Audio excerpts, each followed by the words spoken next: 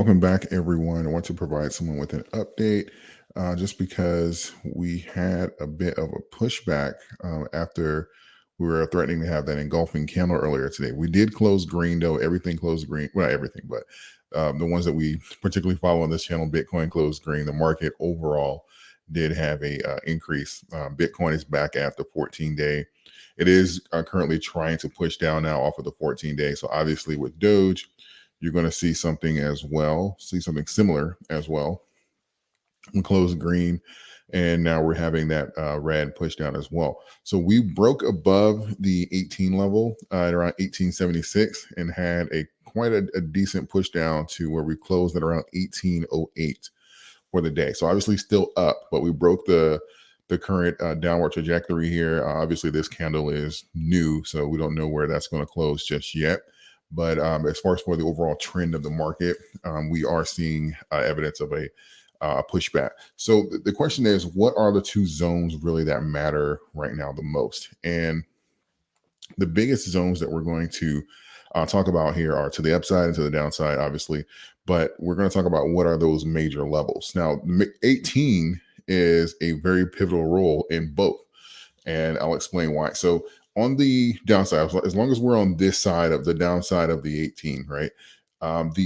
We're playing in between support and resistance on both. Now we have light resistance here at around the 22 mark, but the zone for that is much wider. So the possibility of a run there is going to be much greater versus the more narrow zone to the downside. So the 15 to 18 is going to be the range as far as to the downside. Now, the short-term range to the upside is going to be around 18 to 22. And obviously, we start closing above that. That opens up that higher range here that goes at the end of the zone, which is around like 29.7 or something like that, around 30. If you're using the 0.5 on the fib, you can get around like 26. But ultimately, that is still a major run compared to where we are now percentage-wise. So if you're looking at the two zones here in the immediate, you're looking at between 18 and 22 to retest and 15 to 18 on the downside. Now, obviously, if you are especially traders, day traders or scalpers, they're going to try and play this for as long as they can, right? This is why when you have deciding factors in here, you'll see them try and sell because what they want to turn this into is kind of like a tennis match or a ping pong. What you can compare it to is Tesla. For like last few years, Tesla would technically, when there's not big news going on, it can typically go up $40, come down 40, go up 45, come down 38, something like that. And for a day trader or a scalper, that's a dream. And what you'll see here is this range here where you're looking at, if we're not careful, we're not quite there yet because we don't have the price action. But what we don't want is similar action between like a 18 to 22, especially if leading up to the halving, because what can happen is if we are having that somewhat of that sell off. Now, I do believe that as long as we're below, just kind of want to cover this real quick. As long as we're below 18, I still believe that is a great opportunity here. I think that we're going to have that constant push up, similar to what we were doing here before we had the breakout.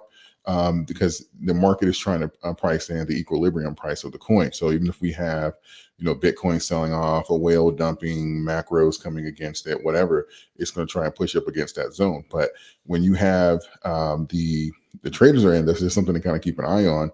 They're going to try and pick in a zone so that they can sell, make profit, sell, make profit, sell, make profit. But that's not happening yet. But I just kind of wanted to put that out there to let you know that if we do start seeing that selling pressure coming in, that could be trying to turn it. But right now we don't have the momentum to between the two zones to kind of do that. So just kind of keep that in mind here. I wanted to kind of put that out there so we can just kind of watch it together.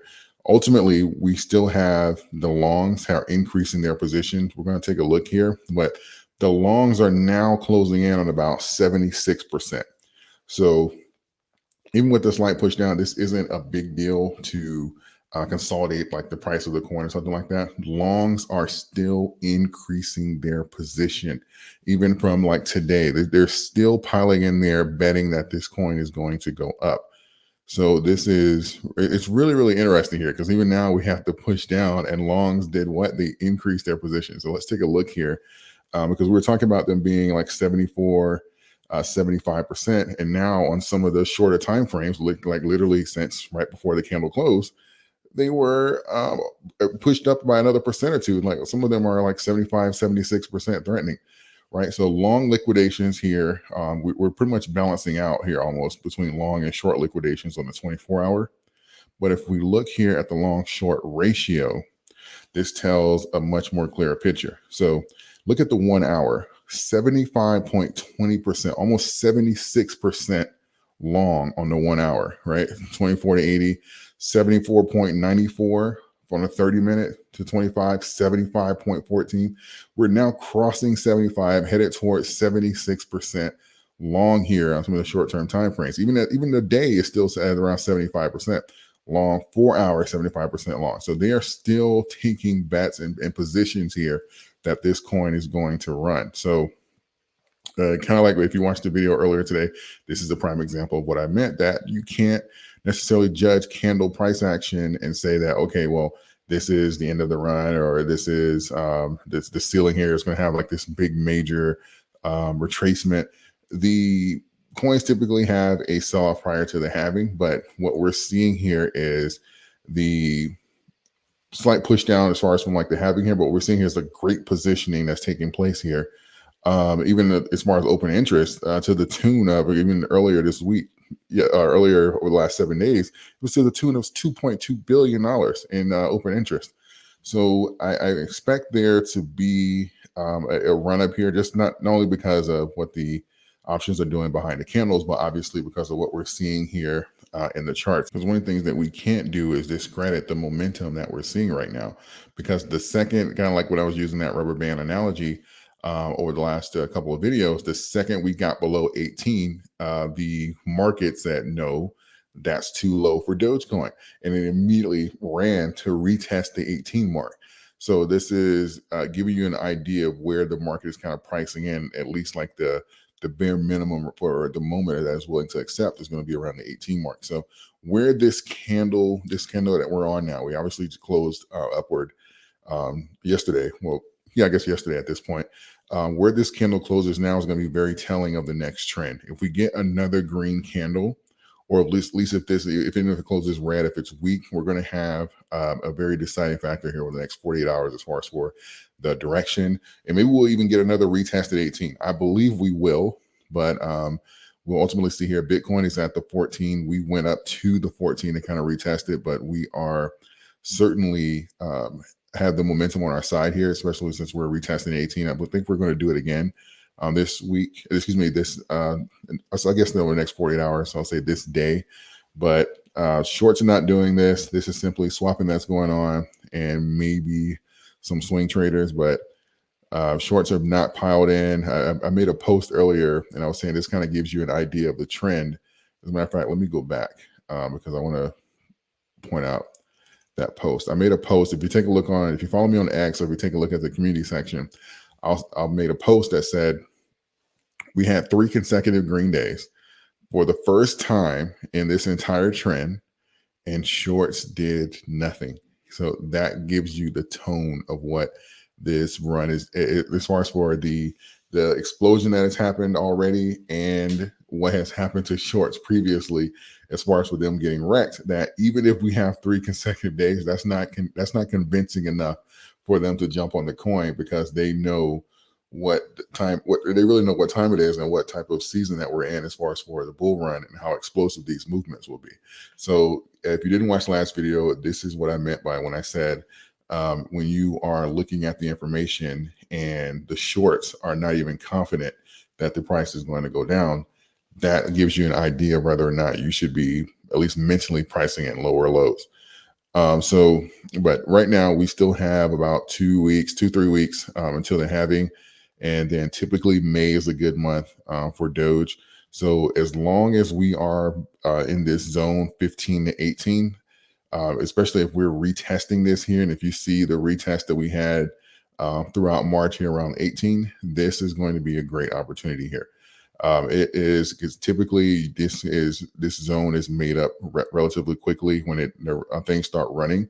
So it's not something we consolidate at for a while or even sit at, because tomorrow or the next couple of days we may not even be here anymore. We may be retesting 22 at around the 19 mark, or just hovering around 18, and maybe we'll get to 18 and just have some sideways action until after the halving. You don't know, but after anything that you're able to get below there is going to be absolutely great, because that kind of puts you into position to whether that be to increase your position if we are retesting the 22 or 25 mark and have a whale dump or something like that. That gives you a lot more options versus only chasing the green candle. So just kind of keep that in mind when you're looking at your position. So ultimately what we're going to be looking for tomorrow, maybe even tonight, because Dogecoin likes to run in the middle of the night, we'll see, is where this candle is going to close.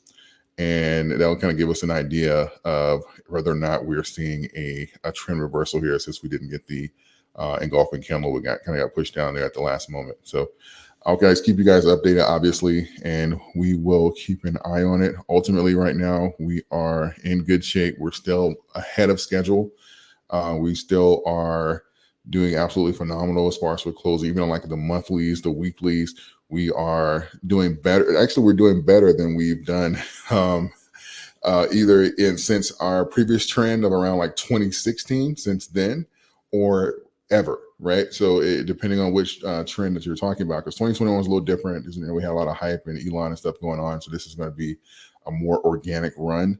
But ultimately, if you're to compare those two, we are ahead of schedule and doing absolutely phenomenal here. So I'm expecting there to be probably a retest here in the next 48 hours, like I said, and then we will see how that goes. But ultimately, this is the nature of the game until we get around like the halving mark. So if you're able to kind of play between these two zones and decide what you're going to do, we will certainly keep an eye on it and go from there.